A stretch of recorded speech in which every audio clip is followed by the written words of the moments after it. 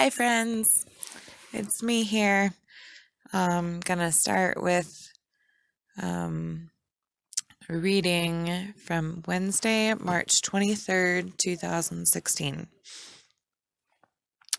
Well, I'm up this morning feeling a little frazzled. It was very disorienting waking up, rolling over to face my window, and seeing snow blowing sideways. That probably explains the dream thunder I was hearing. Power went out, so my alarm didn't go off, but I may be getting a snow day today. Supposed to check back in with work mid-morning, but that's why I'm up with some time to kill. Figured it would be a good idea to check in with myself because I haven't in a while and I've been feeling out of sorts. I've been a little listless for a while now, just kind of untethered, ungrounded.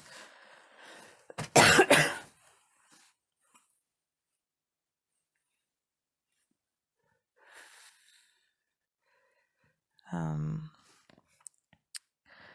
Sorry, I lost my place. I've been feeling a little listless for a while now, just kind of tethered, ungrounded feeling, directionless. It doesn't feel good, but for the most part, I'm dealing, telling myself that it's a timing thing. But all last week and the first part of this week, I've been actually in a really pissy mood. PMS, maybe? I did just start my period this morning, but that's not it. It might be heightening my irritability, but the problem is that I'm having a fallout with my friend Josh, and I'm having very similar feelings to what I was having when things were going bad with Alan. Some similar underlying issues are cropping up, which is frustrating because Josh and I are just friends. But it's also making me question myself, which sucks even more because I'm really trying to learn to trust myself. And I hate that other people can come in when I care about them and make me doubt myself. Essentially, Josh is feeling neglected. Big surprise. Seems as if people are always wanting more from me than I am able to give. When we first started hanging out, we got really close really fast. But as I got to know him more, and as we were spending so much time together, I realized I had maybe projected things onto him that weren't true. Hopes for closeness and connection made me put a lot of trust in him that maybe wasn't warranted, or made me see him in a light that wasn't actuality. Anyway, I became disenchanted as I began to see the real him, but I was fine with that. I was willing to accept him as he was, as a friend. But I stopped spending every single weekend with him, and I saw him for what he really is, flaws and all. I was okay with that though, but he wasn't.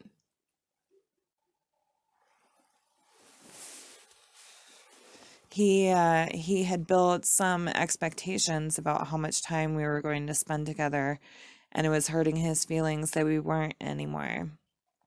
The other major issue that occurred was the business venture, that's quote unquote business venture aspect of our friendship.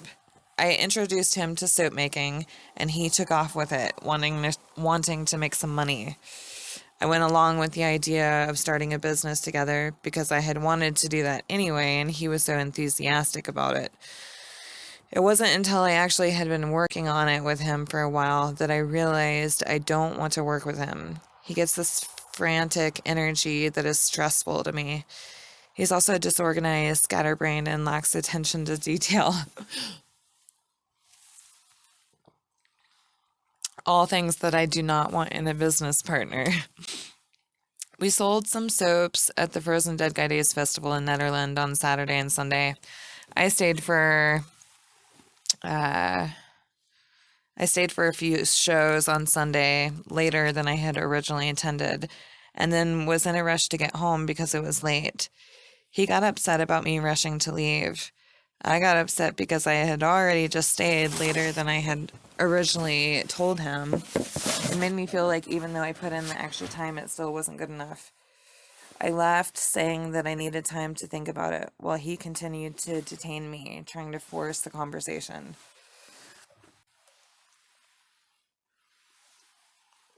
which of course was kind of triggering. Sorry, that's a side note. Um, After I finally left and had some time to think about it, I concluded that I did not want to enter into a business venture with him, and that also he was putting unrealistic expectations on our relationship. I felt that it was unfair to expect me to spend all and every weekend with him. I felt that it was unfair of him not to be understanding of my other obligations and desires outside of that friendship. Honestly, I felt like he was being possessive, and I was feeling a bit smothered.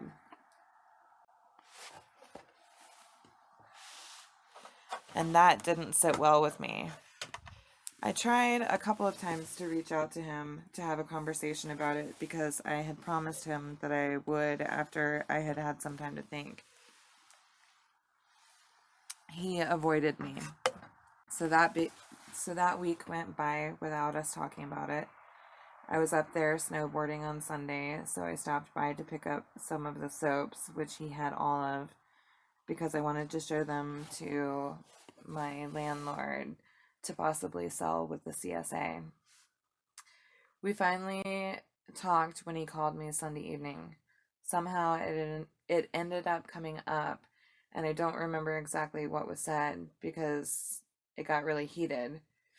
I told him that I didn't really want to do the soap business with him. I told him why, because of his disorganization and frantic energy. That didn't go over well. He got really upset and wouldn't let me talk, kept talking over me repeatedly, even though I asked him to stop repeatedly. So I finally just hung up. On Monday morning, I went on to Messenger to try again and saw that he had deleted me, which seemed to say that if we weren't going to go into business together, he didn't even want to be friends. I sent him a message, and then we ended up fighting in messages, which was so unconstructive. Blah. I talked to Josh's friend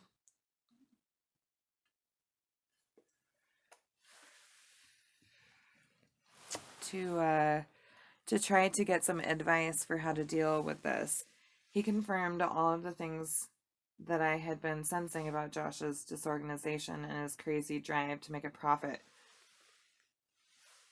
which confirmed in me that I do not want to go to work with him. But the friend suggested giving it time for the friendship side of it.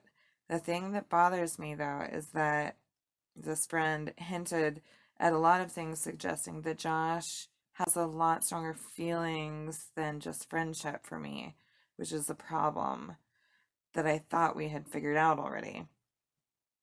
I don't know what is going to happen with Josh. We are going to have a serious conversation at some point if he's open to it. As it stands, it looks like he is completely written off to friendship. I guess we'll see. But I'm not going to let myself fall into the trap of aligning my self-worth with whether or not I'm meeting someone else's expectations. Those expectations, for one, are unreasonable, and two, are not mine. I didn't even know they existed, much less did I agree to them. It's his shit he's putting on me, not mine. So I need to let that go, and not take it on as my own stuff.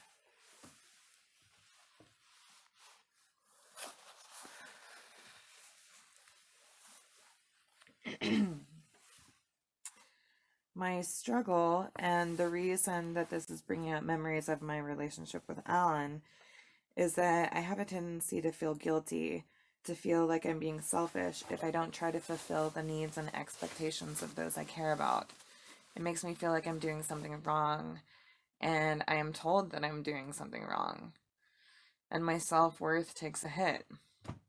And then I get trapped into this cycle going back and forth, not knowing if I am in fact just a selfish person. um, I've been my whole life in this dilemma. I crave human connection and closeness. I'm so lonely. I can actually physically feel my chest tighten, my throat constrict, and tears prick my eyes. The ache is so strong sometimes. I feel barely able to sustain myself under the weight of it, and I wonder, am I going to be strong enough to be able to keep doing this the rest of my life? So far, the strength has come from hope. the hope that it won't always be like this. But I'm starting to learn that I've been living under a misguided hope that someone at some point is going to come along and make all the loneliness go away, take all the hurt away, and make everything better. But I'm starting to realize now that that isn't true. And what then? It's solely up to me? Well, it isn't that obvious.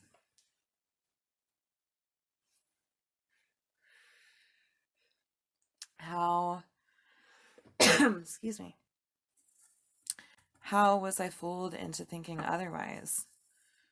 But as obvious as this fact may be, the difficulty lies in putting it into practice. When you've gone your whole life thinking a certain thing, believing in a certain thing, how do you then change your brain chemistry once you realize it's not true? I know how it goes in theory. Practice. Create new neural pathways.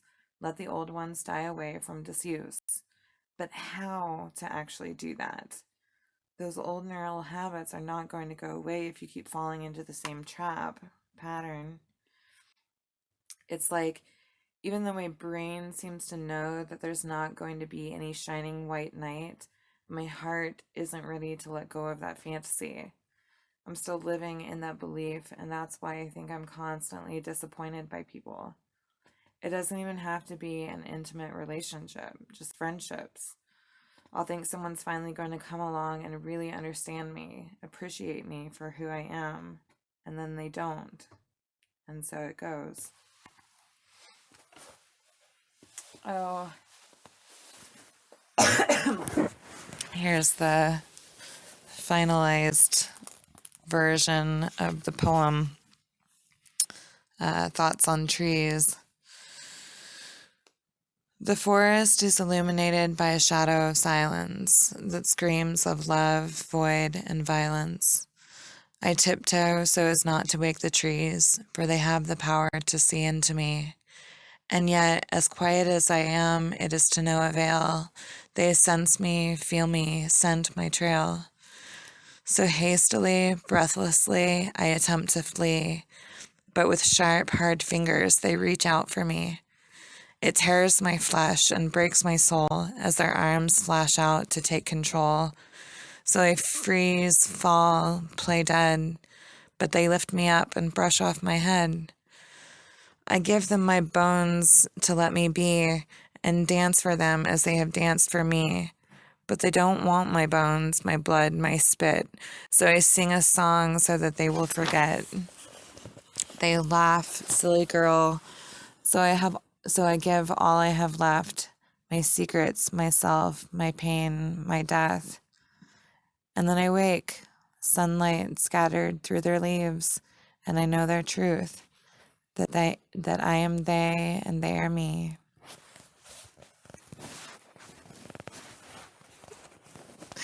Oh my gosh. I don't know why I feel more nervous to read the poems on here than I do the actual journal entries. That's an interesting observation. Anyway, yeah, I started getting into writing some poetry during this part of my life, so that's going to be interspersed in here. I forgot. By the way, I'm just like reading this spur of the moment. I have read through all of these before, but it's been quite a while, like years.